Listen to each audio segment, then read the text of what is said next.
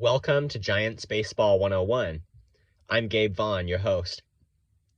We have seen the Giants score a lot of runs lately, the most recent example being today's 9-5 win over the Royals, and that's great, something the Giants have been very good about this spring training.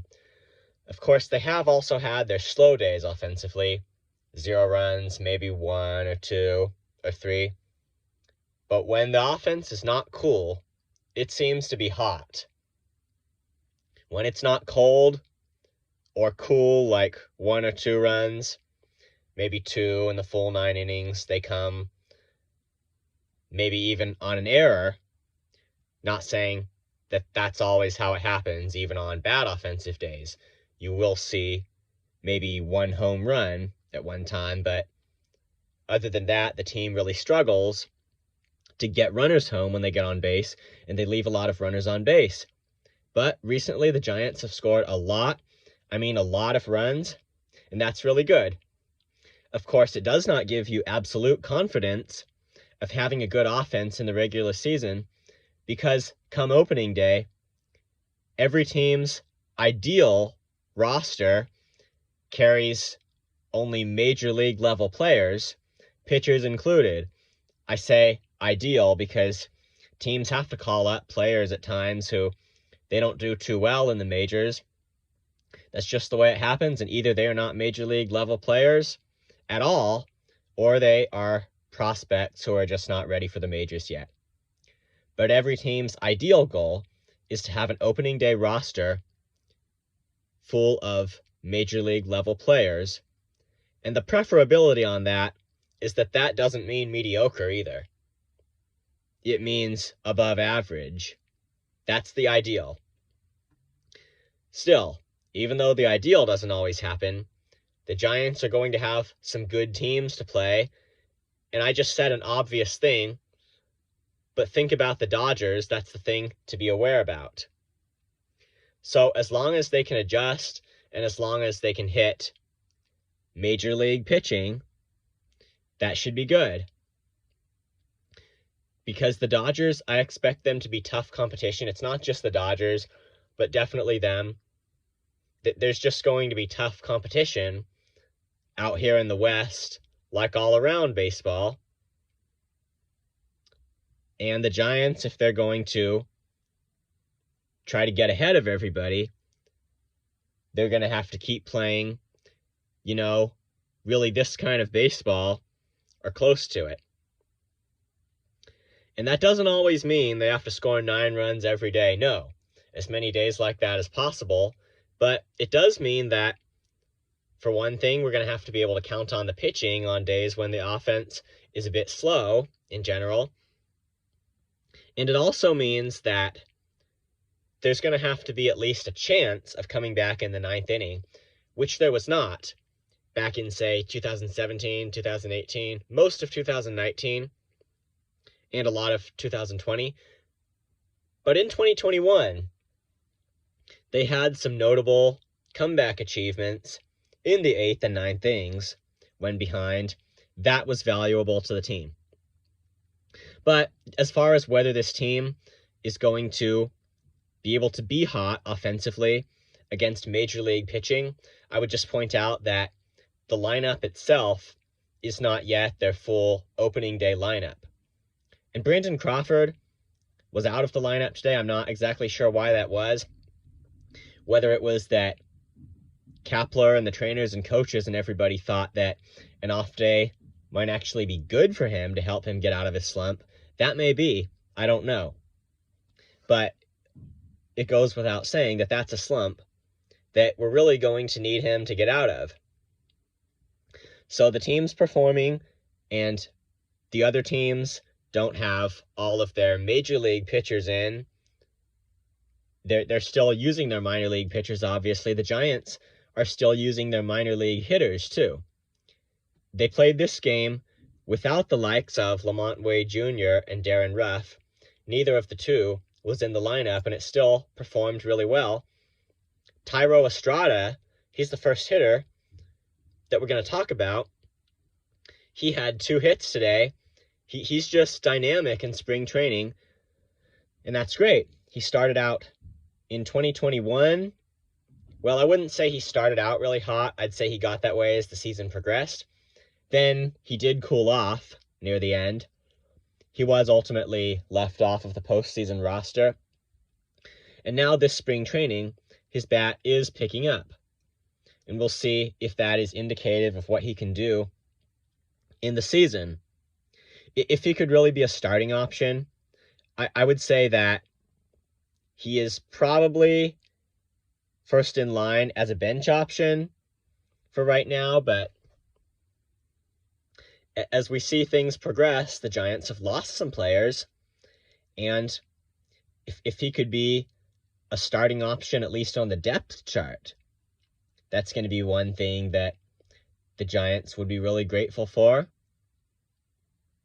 Other than that, I do think that his bat coming off the bench, it would be a very viable option, in whatever situation.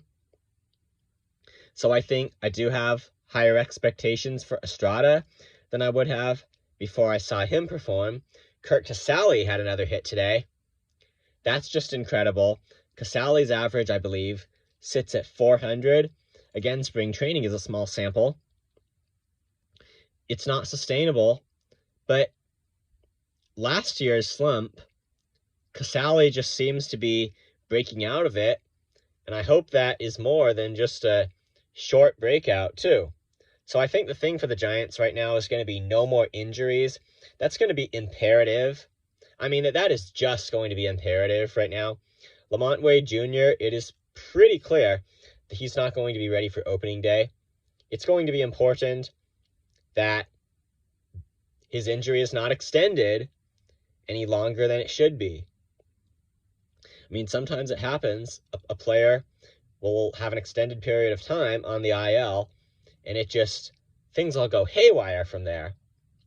But the Wade injury, yes, that's a problem. I would say the thing right now is just going to be no more injuries. Alex Blandino, I haven't talked about him. The Giants got him from the Reds. And to see him performing pretty well in spring training too, I mean, that's good because he was not a great player before. And neither, while we were on the subject of Lamont Wade, it might be worth mentioning, Wade wasn't a great player with the Twins either before the Giants got him. But the Giants turned him into one. I mean, he used what he did best, plate discipline. I think he just learned to be aggressive when it was time to be aggressive. And obviously, he can take walks. And he just developed into a good player. The Giants were able to do that with him. And so Alex Blandino, would he turn out to be basically the same thing? I think maybe so. Anthony DeSclafani, the starting pitcher, he went 4.2 innings, gave up 1 run. That's great. And they're stretching him out more. And I was wondering, how's it going to look when these pitchers are stretched out? Are they going to still be good, or are they going to mess up the second time through the lineup? And DeSclafani, he did not get through the 5th inning. This may be indicative of the fact that sometimes it's a bit of a challenge for a starting pitcher to stretch out, kind of for the first time in a given year. And that just confirms Rob Manfred's point about spring training needing to be at least 4 weeks long. And it was good we had one this long. That really is a necessity, I believe. But DeSclafani's start was really good. His new curveball that he added over the offseason should just make him better. I really think so. If he's struggling with the other pitches, just think about it. If he is, say, not commanding his fastball, he'll have a new breaking pitch to try. That's good for any pitcher to have an extra pitch. I have also heard, though, that sometimes a pitcher has had to drop one of his pitches to just focus on the others. Sometimes that's the idea, but I really think that with DeSclafani, adding the curveball is going to be valuable because I think he really trusts that curveball, and there's no reason to think that it would do anything to any of his other pitches. No, I think in this case it would be complementary to them. Tyler Rogers, he is definitely a concern.